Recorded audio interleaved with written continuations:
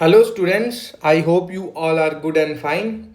As I have already told you that we will complete political science and international relation course, and after that we will switch to general studies course of UPSC.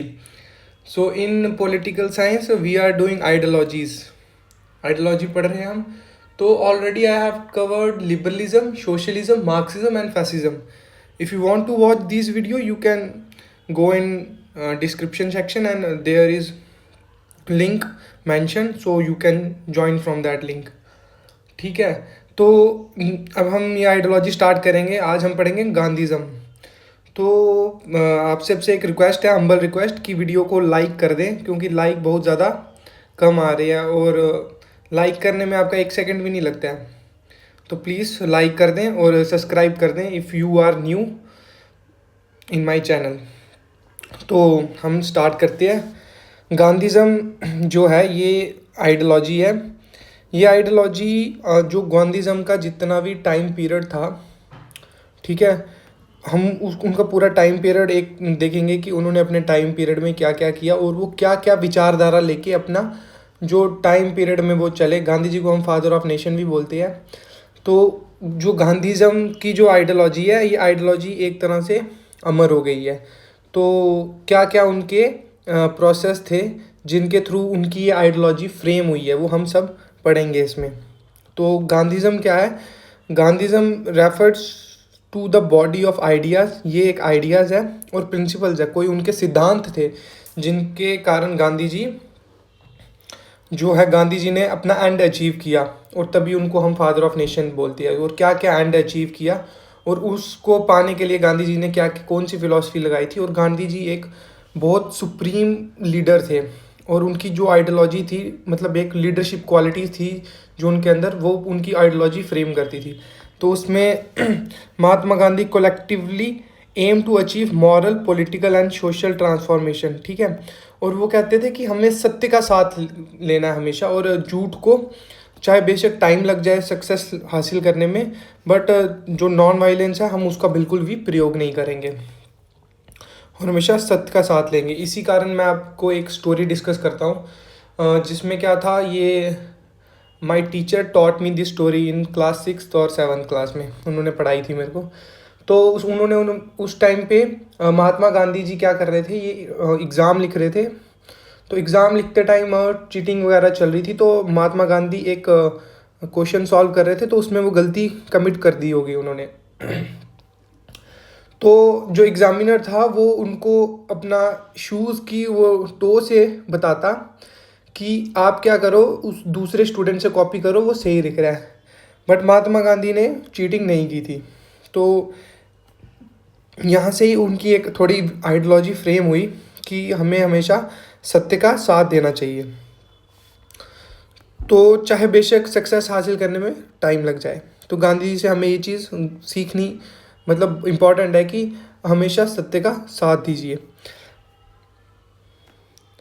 तो और गांधी जी की जो philosophy है, ठीक है, वो influence करती है इकोनॉमिक्स को, एथिक्स को, गवर्नेंस को और पॉलिटी थ्योरी को. बहुत ज़्यादा इन्फ्लुएंस. एथिक्स का मतलब आ जाता है कि हमें राइट और रॉन्ग कंडक्ट के बीच में डिफरेंस पता होना चाहिए और जो एक डिलेमा क्रिएट होता है और उस डिलेमा को हम ब्रेक डाउन करते हुए सत्य का साथ देना चाहिए. ठीक है. और इकोनॉमिक्स में जैसे गांधी जी की 7 प्रिंसिपल्स भी है, 7 सिद्धांत है जिसमें उन्होंने बताया हुआ है. जैसे वेल्थ है without work, pleasure without consciousness. वैसे ही उन्होंने एक बताया कि वेल्थ विदाउट वर्क है ना, जैसे यू कैन मतलब buy lot of things with money but you will not buy proper sleep, proper food और कुछ कुछ मॉरल प्रिंसिपल्स है पैसे से तुम नहीं खरीद सकते हो. तो उनका इकोनॉमी में भी वो बहुत काम है. ठीक है. तो Gandhism stands as a both critic of western materialism. ठीक है. और जितना भी वेस्टर्न आइडियोलॉजीज़ है, खास करके जो वेस्टर्न कल्चर इन्फ्लुएंस हो रहा है अभी, वो उनके बहुत ज़्यादा क्रिटिसाइज़ करते थे. तभी गांधी जी ने खादी को लाया था और सेल्फ रूल. वो आगे आगे हम पढ़ते जाएंगे उसमें, क्योंकि गांधीज़म की आइडियोलॉजी है वो उनका यही था कि खुद से करो. ठीक है.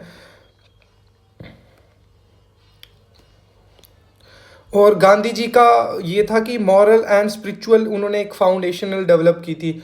और ये मॉरल और स्पिरिचुअल फाउंडेशन कहाँ से डेवलप की थी? भगवत गीता से की थी। बुद्धिज़्म, जैनिज़्म जितने भी ये थे, इनको पढ़ के उन्होंने एक क्रक्स निकाला था, तो जिसके कारण वो अपना सिद्धांत पे चलते थे। ठीक है, जो फिलोसफिकल फाउंडेशन थी गांधी जी की, वो मैंने ऑलरेडी बता दिया कि सत्य और अहिंसा, जो नॉन वायलेंस। तो इनका दो प्रिंसिपल थे जिनके कारण जो गांधी जी थे वो चलते थे, इन्हीं दो चीज़ों पे। और जो गांधी जी है, गांधी जी का इस टाइम पे जैसे एक्टिविस्ट थे वो सोशल, ये साउथ अफ्रीका में 1893 से 1914 में। तो मैं थोड़ा गांधी जी के बारे में आपको बताता हूँ। जैसे साउथ अफ्रीका में गांधी जी 1893 से 1914 के टाइम पीरियड में थे। ठीक है, फिर उन्होंने क्या किया था, रजिस्ट्रेशन सर्टिफिकेट था वहाँ पे एक, तो उस रजिस्ट्रेशन सर्टिफिकेट पे सत्याग्रह किया था। सत्याग्रह किसके ऊपर किया था? अगेंस्ट जो टैक्स लगता था ना, मतलब रजिस्ट्रेशन सर्टिफिकेट की, आपको सर्टिफिकेट रजिस्टर करा के वो अपना सर्टिफिकेट कैरी करके घूमना है, ये साउथ अफ्रीका में तब रूल था।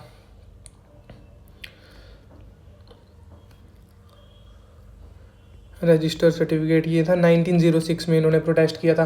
फिर उन्होंने क्या किया था, कैंपेन लगाया था against restrictions on Indian migration. तो तब भी वहाँ रिस्ट्रिक्शंस हो गई थी इंडियन माइग्रेशन की। ठीक है, फिर उनका मतलब गांधी जी का था एक अपनी एक टेक्निक थी और अपना एक लीडरशिप क्वालिटीज़ थी, जिसके कारण वो ये सारी चीज़ें थी, ये सत्याग्रह वगैरह, इनको पूरे मॉब को मोबिलाइज करते थे। ठीक है, फिर जब गांधी जी इंडिया में आ गए तो फिर सबसे पहले उन्होंने क्या किया था, फर्स्ट सिविल डिसोबीडिएंट मूवमेंट हुई थी, जिसको हम चंपारण सत्याग्रह बोलते हैं। ये चंपारण बिहार में है। सत्याग्रह ये हुआ था 1970 में। फिर उसके बाद अहमदाबाद मिल स्ट्राइक हुई 1918 में। और फिर उसके बाद खेड़ा सत्याग्रह हुआ था, ये गुजरात में हुआ था 1918 में, फर्स्ट नॉन कॉपरेशन मूवमेंट। ठीक है, ये थोड़ा मैंने गांधी जी के बारे में बता दिया। इस टाइम में यहाँ पे थोड़ा लिख देती है। जैसे ये चंपारण सत्याग्रह हुआ था 1917 में हुआ था। ठीक है, इनको फर्स्ट सिविल डिसोबीडिएंट मूवमेंट बोलते हैं।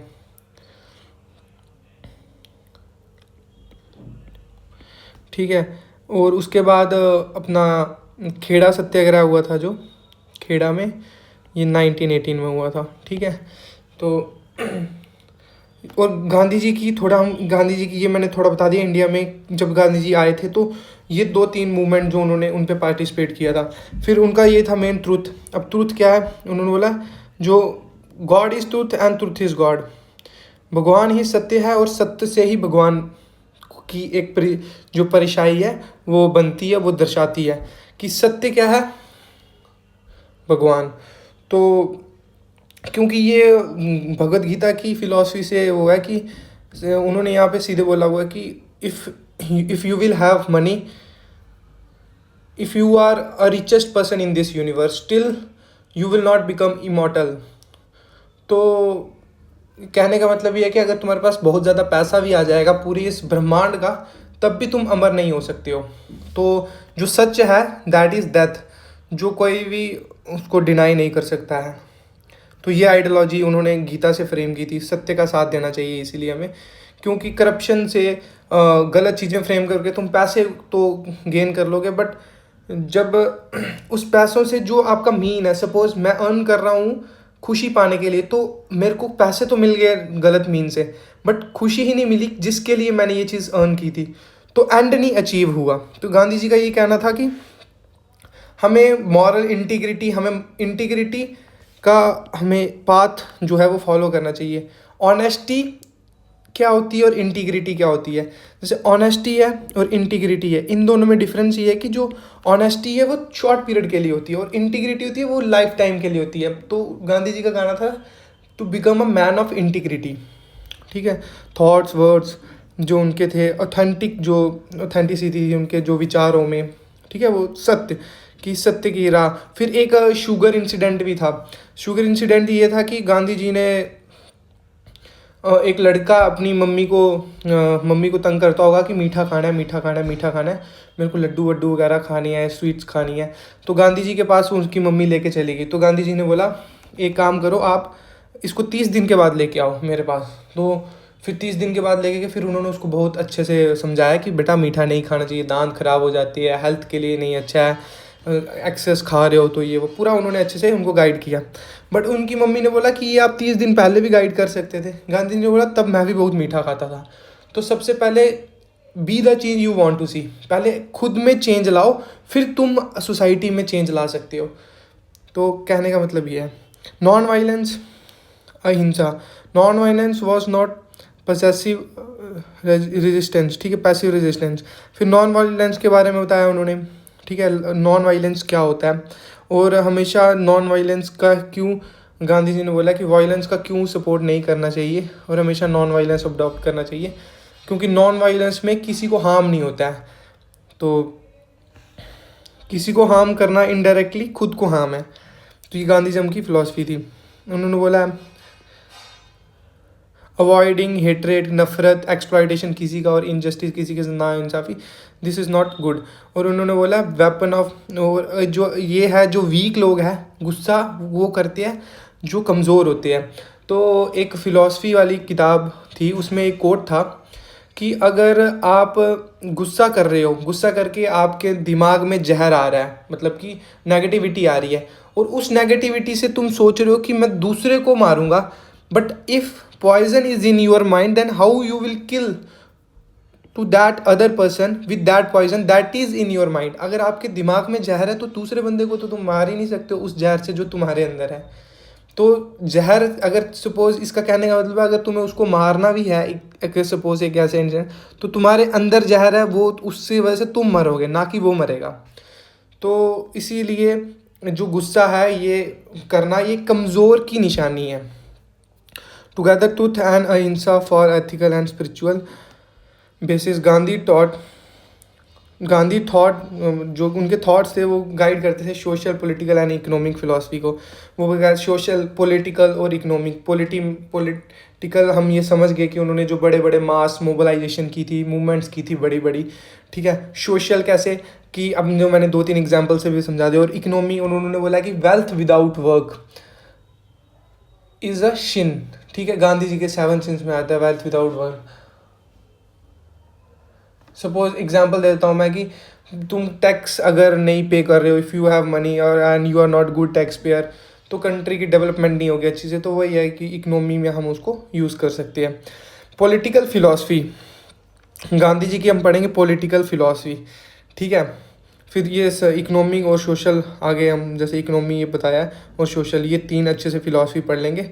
और PSIR में इतना ही इसका यूज़ है, और 1-2 PYQs है, वो गांधी जी के बारे में बताया, गांधीज़म आइडियोलॉजी कैसे शेप करती है हमारी इंसिडेंट जो हमारी करंट लाइफ है, वो that I have already covered. Satyagraha, अब satyagraha, force to truth, force of truth. तो गांधी जी ने जैसे ये अपनी पॉलिटिकल फ़िलासफ़ी में सत्याग्रह का था, ये सत्याग्रह स्टार्ट सबसे पहले ऑलरेडी इन्होंने किया था, अफ्रीका में कर दिया था 1906 में, ठीक है।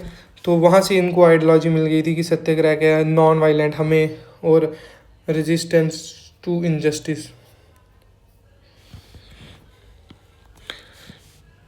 और ये मॉरल स्ट्रगल है, कन्वर्टिंग। और ये क्या, हाँ, गांधी जी ने सत्याग्रह के बारे में क्या बताया था, गांधी जी ने सत्याग्रह के बारे में बताया था कि हमें हमेशा सच्चाई की तरफ चलना चाहिए, और सत्याग्रह करके हम कैसे मास मोबिलाइजेशन करके कैसे जीत पा सकते हैं, और कैसे अपनी परसुएशन का मतलब है एक टेक्निक है ये, जिसके थ्रू आप दूसरे को इन्फ्लुएंस करते हो अपनी बात मनवाने के लिए कि ये सही है। और कैसे सही है कि ये सोसाइटी में ये एथिकल प्रिंसिपल्स है, मॉरल प्रिंसिपल्स है, ये एग्जिस्ट करने चाहिए। तो वो यूज़ करके गांधी जी ने सत्याग्रह का साथ लिया था। और ये बताते हैं कि ये कोअर्जन मेथड है, ये अच्छा नहीं है मेथड।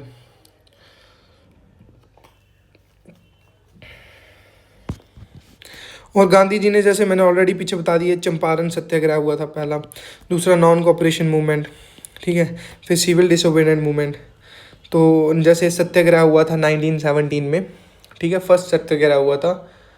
और ये क्या था, इसकी मैं थोड़ी आपको स्टोरी बता दूंगा। इसमें क्या था, इस सत्याग्रह में ये क्या करते थे, 3/2 जो था टैक्स लेते थे इंडिगो में। इंडिगो एक क्रॉप थी, ठीक है, वो लगाई जाती थी, बट उससे क्या हो गया था, वो जगह भी बंजर हो गई थी जहाँ पे इंडिगो क्रॉप लगाई जाती थी, और टैक्स भी लेते थे 3/2। तो उसके खिलाफ गांधी जी ने satyagraha, Champaran, first civil disobedient movement आई थी चंपारण सत्याग्रह में। ये फर्स्ट उनकी सिविल डिसोबीडिएंट मूवमेंट थी।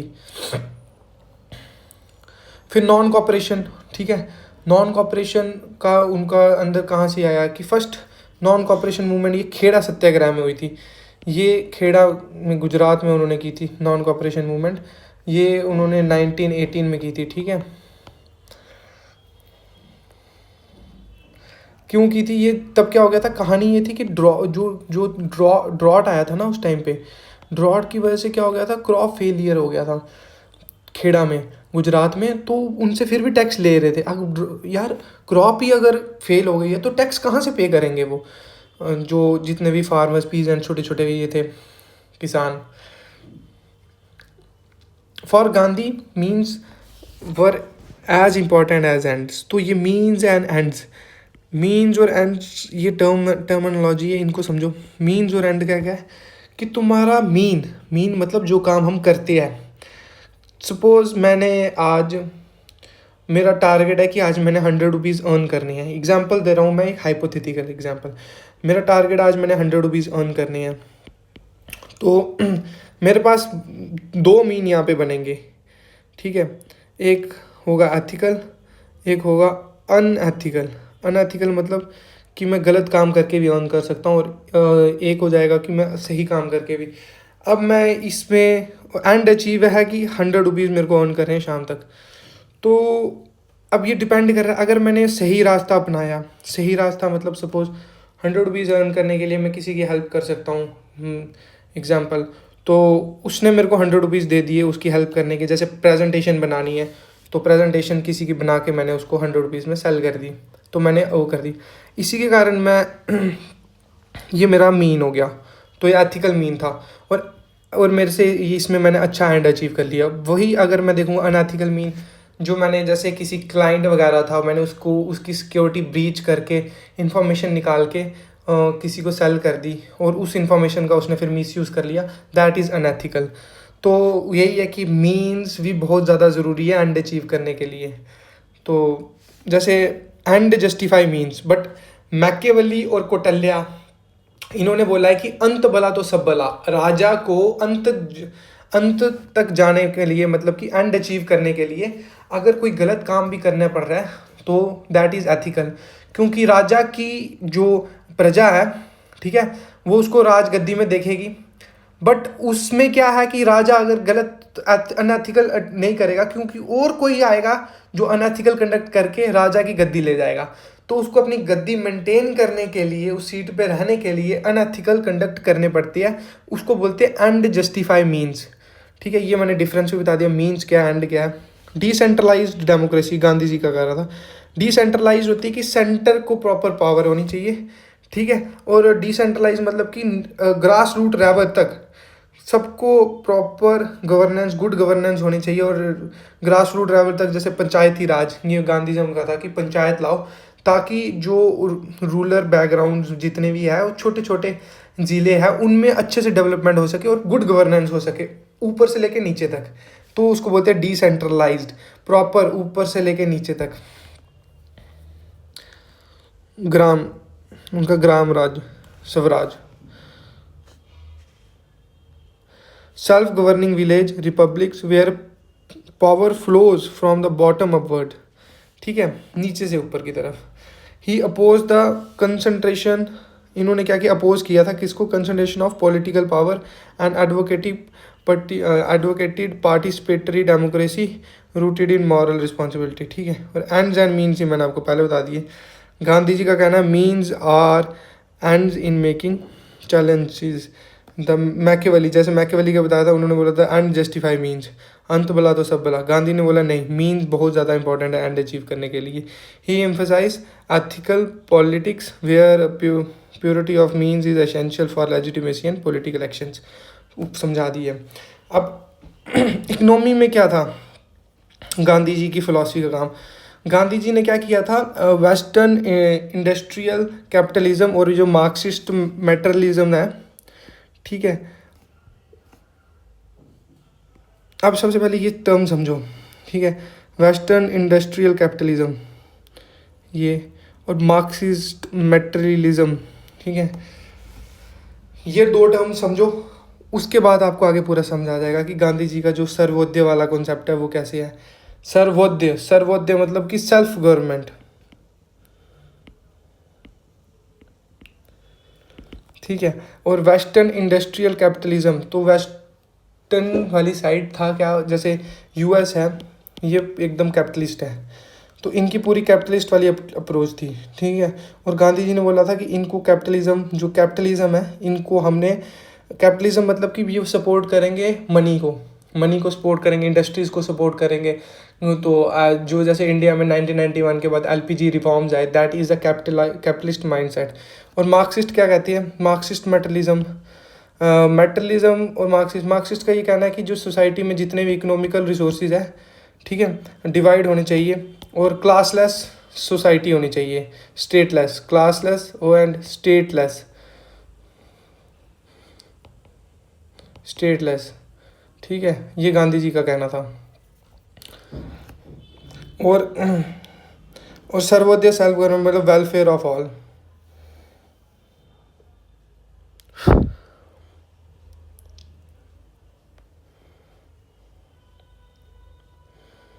और गांधी जी की ये सर्वोदय वाला ये था कि सबका साथ सबका विकास, सर्वोदय। और गांधी जी का सर्वोदय का मतलब था कि अपलिफ्टमेंट क्या करना है हमें of the weaker section of the society, weaker of the section of the society till the last man exist in the society get uplift, फिर it means that you have achieved the concept of Sarvodaya.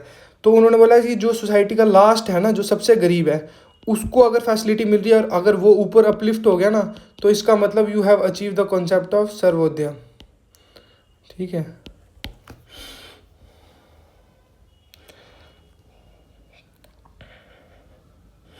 और फिर उसी के साथ सर्वोदय के साथ ही उनका निकला था स्वराज, वो भी हम आगे पढ़ेंगे। ट्रस्टीशिप उनका, गांधी प्रपोज दैट, जो ट्रस्टीशिप मतलब कि हिस्से का हकदार, wealth should not be accumulated, ठीक है, फॉर पर्सनल गेन, और पर्सनल गेन के लिए नहीं होनी चाहिए, but it held in trust for welfare of society. और जो पैसा है वो एक्यूमुलेट नहीं होना चाहिए। तो जैसे अब क्या था, 1951 में क्या हुआ था, ये आर्टिकल 31, जिसमें वो था कि राइट टू प्रॉपर्टी थी, राइट टू प्रॉपर्टी, ठीक है, ये फंडामेंटल राइट में थी। तो इसमें ये हटानी पड़ी क्योंकि जो रिचेस्ट पर्सन थे उन्होंने क्या किया था, बहुत ज़्यादा प्रॉपर्टी थी वो एक्यूमुलेट कर दी थी, ठीक है, इकट्ठी कर दी थी। और उसके कारण क्या हो रहा था, जो सोसाइटी में डेवलपमेंट नहीं हो रही थी, और जो गरीब है वो उनको उनके अंडर काम करना पड़ रहा था, पुअर और ये रिच, ये गैप डेवलप हो गई थी। तो इसको कैप को ब्रेक करने के लिए फिर इन्होंने कैप लगाई थी कि कुछ डाटा मेरे को एक्यूरेट पता नहीं है, बट कुछ परसेंटेज, सपोज X% तक ही एक बंदा लैंड हायर कर सकता है। वो ये होगी कोई अराउंड 10-12 कैनाल तक। तो अब किसी किसी जगह पे कैनाल बोलते हैं, मरला बोलते हैं। तो ये इन्होंने क्या किया, इस एक कैप लगा दी कि इससे ऊपर प्रॉपर्टी ज़्यादा होल्ड नहीं करेंगे, क्योंकि जैसे रिसोर्सेज लिमिटेड है, तो जो एलीट क्लास है वही होल्ड करके बैठ गए है। तो ये कॉन्सेप्ट लाया उन्होंने ट्रस्टीशिप का। He appeal to a moral conscious of the rich ex trustee rather than exploiter. और उनको बोला है कि तुम्हें एक्सप्लॉइट नहीं करना है, तुम्हें एज एन हेल्प क्यों ट्रस्टी बन के हेल्प करना है, ठीक है। Swaraj in economy. अब स्वराज क्या गया है, सर्वोदय से ही ये स्वराज का कॉन्सेप्ट है, इंटरलिंक्ड है।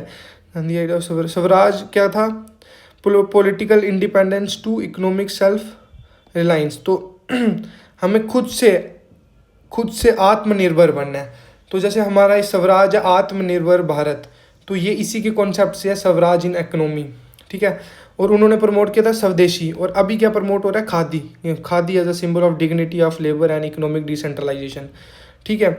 इकोनॉमिक डिसेंट्रलाइजेशन का क्या मतलब है कि हर जगह, पूरा हर जगह ग्रास रूट लेवल तक, ग्रास रूट लेवल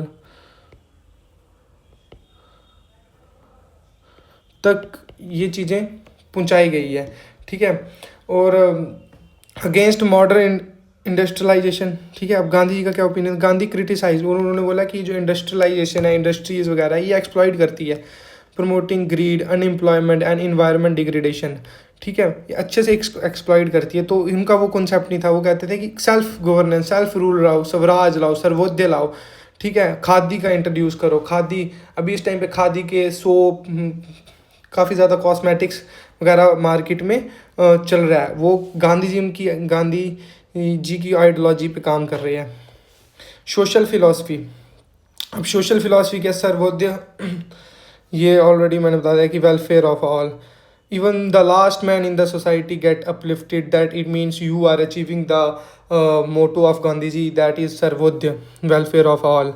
और ये गांधी जी ने भगवत गीता से लिया था ये कॉन्सेप्ट, जिसमें था वासुदेव कुटुंबकम, मतलब कि the whole universe is my family, drive from Ruskin. और इन्होंने बताया कि जैसे रस्किन ऑन्टो था, ये उनकी जो लास्ट गांधी जो थे, ये बताया हुआ है जो वेलफेयर ऑफ ऑल है, सबका विकास, तो उन्होंने इसकी किताब से लिया हुआ है, रस्किन ऑन्टो, और ये गीता में भी मेंशन्ड है, ठीक है। और इन्होंने बताया कि अपलिफ्ट ऑफ द पुअरेस्ट, और उसको बोला अंत्योदय, कि जो लास्ट मैन है सोसाइटी में एग्जिस्ट करता है, लास्ट मैन का मतलब कि जो सबसे गरीब है, जिसको पास खाना नहीं है एक टाइम का, अगर उसकी भी वेलफेयर होगा, उसको भी each and every resources of the society which is exist, if if he will get the same share of that resources, then it means you are achieving the target of Gandhi ji, ठीक है।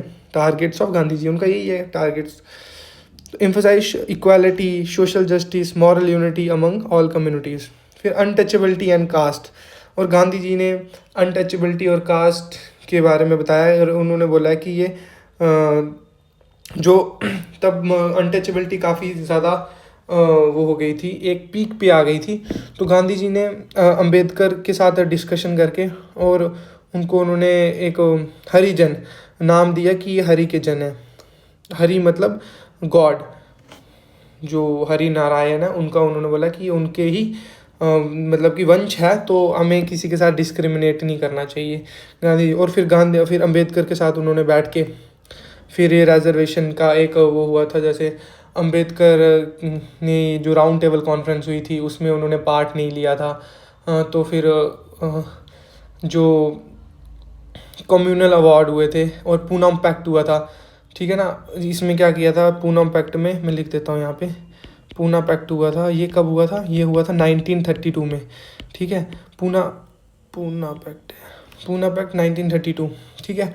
Poona pact में उन्होंने बोला था कि ये separate electorate बनाएंगे depress class के लिए, ये डिमांड थी, थॉट्स ऑफ गांधी है ना अम्बेडकर। बट फिर वो अम्बेडकर जी ने कुछ डिमांड्स रखी थी जो फुलफ़िल हुई थी, फिर उनके बाद जैसे की थी कि रिजर्वेशन वगैरह चाहिए ताकि थोड़ी अपलिफ्टमेंट हो जाए, 10 साल तक के लिए उन्होंने रिजर्वेशन मांगी थी। और फिर उसके बाद जैसे वर्ल्ड वॉर 2 में भी उस टाइम पे इंडिया के सोल्जर वगैरह ब्रिटेन के साथ थे, declared Indian support for war, ठीक है ना। तो नेहरू थे जो उस टाइम पे, नेहरू जी का क्या रोल था ये चीज़ करने में। फिर अगस्त ऑफर 1940 में क्या हुआ था, इन्होंने क्या किया था, जो डोमिनियन स्टेटस था ना, तो उसको वो किया था आफ्टर वर्ल्ड वॉर के बाद। तो यही सब था। पूनम पैक्ट के बाद ये अम्बेडकर और गांधी जी के बारे में हुआ था, और गांधी जी ने बोला था कि जैसे अम्बेडकर है, इन्होंने फिर बुद्धिज़्म की वाली फिलॉसफी चलाई, क्योंकि विद बुद्धिज़्म जो हिंदुज़्म में क्या है, कैटेगराइजेशन है, वर्ण सिस्टम है, जैसे इसमें पहला आ जाता है ब्राह्मण, क्षत्रिय, वैश्य और शूद्र। तो उसमें फिर अम्बेडकर जी ने बोला कि हम क्या करते हैं, बुद्धिज़्म वाली फिलॉसफी अडॉप्ट करते हैं, क्योंकि उसमें ये सोसाइटी डिवीज़न नहीं है, societal division. He did not reject the Varna system entirely. He sought to moral reforms rather than obligation. ठीक है, गांधी जी ने बोला था कि हम मॉरल रिफॉर्म्स लाएंगे इसमें, क्योंकि जो सोसाइटी में जितने भी इवल्स एग्जिस्ट करते हैं, जैसे पहले सती प्रथा थी तो वो उसको भी बैन किया, ठीक है ना, पॉलीगैमी थी, चाइल्ड मैरिज था, फीमेल इन्फेंटिसाइड थी, these all are evils in the society. तो उनको रिफॉर्म ला के चेंज करो, ना कि उनको बोलो कि ये जो यूज़ कर रहे हैं, प्रैक्टिस कर रहे हैं वही गलत है। वो गलत नहीं है, ये प्रथाएं गलत है, ना कि people those who are adapting them, those who are not wrong, ठीक है, those are not wrong, but only these things are wrong. जैसे सती प्रथा हो गई, ठीक है। अब वो जो सती प्रथा थी वो उस टाइम पे जनरल जो थे विलियम बेंटिक, उन्होंने बैन कर दी थी राजा राम मोहन राय के साथ मिलके, ठीक है। अब हम गांधीज़म के बारे में, ये जो इनकी मॉडर्न पॉलिटिकल थॉट्स है अभी क्या है इस टाइम पे। गांधीज़म ब्रिज इन्होंने क्या किया था, spiritualism and western rationalism. Spiritualism जो ऑलरेडी गीता वगैरह थे उन्होंने उनसे पढ़ के, ठीक है, अपना उन्होंने थॉट फ्रेम किया था। स्पिरिचुअल एथिक्स हो गए, इंडिविजुअल डिग्निटी हो गई। इंडिविजुअल डिग्निटी मतलब कि एक इंडिविजुअल की क्या मतलब की वैल्यू है, ठीक है, उसको प्रॉपर उसका हक, प्रॉपर उसको हिस्सा, एक उसकी एक बोलते हैं ना कि मेरी डिग्निटी, मेरी इज्जत, ठीक है, एक इंडिविजुअल की क्या, उसको हमने रिस्पेक्ट करनी है, उसको प्रॉपर राइट्स देने हैं। फंडामेंटल राइट भी इसीलिए क्योंकि वो डिग्निटी, जैसे right to life and liberty article 21, वो भी इसी की इंडिविजुअल की डिग्निटी की, वो लाइफ और लिबर्टी दोनों, these are the principles of equality, principles of justice. Martin Luther, ठीक है, मार्टिन लूथर हो गया, इनसे भी काफ़ी इन्फ्लुएंस हुआ। नेल्सन मंडेला और दलाई लामा, ये काफ़ी ज़्यादा ये inspiration from Gandhian method of non violence and resistance. तो ये काफ़ी ज़्यादा प्रभावित हुए गांधी जी से। गांधी जी ने जैसे कैपिटलिज्म को भी क्रिटिक किया था और मार्क्सिज्म को भी। मार्क्सिज्म, क्योंकि मार्क्सिज्म ने बोला चेंज लाएंगे कैसे, वायलेंस के थ्रू। मार्क्सिज्म का कॉन्सेप्ट थोड़ा सही था कि सोसाइटी में रिसोर्सेज है जो इक्वली डिवाइड होने चाहिए, ठीक है, बट रिसोर्सेज इक्वली डिवाइड, तो ये एक कॉन्सेप्ट सही था, बाकी दो कॉन्सेप्ट गलत थे, जैसे क्लासलेस, स्टेटलेस सोसाइटी, और फिर वायलेंस लाना है, कौन वायलेंस लाएगा। फिर उन्होंने उसमें स्टेज बता दी, पहले प्रिमिटिव से लेकर लास्ट स्टेज बता दी, जिसमें उन्होंने कम्युनिज्म बता दिया था कि जो वर्कर्स है, वर्कर्स कौन सी है, वर्कर्स जो जितने भी है वो चेंज लाएंगे। क्या करेंगे, वो अपने मालिक को मारेंगे, ठीक है, प्रोलिटरेट्स बोलते हैं उनको।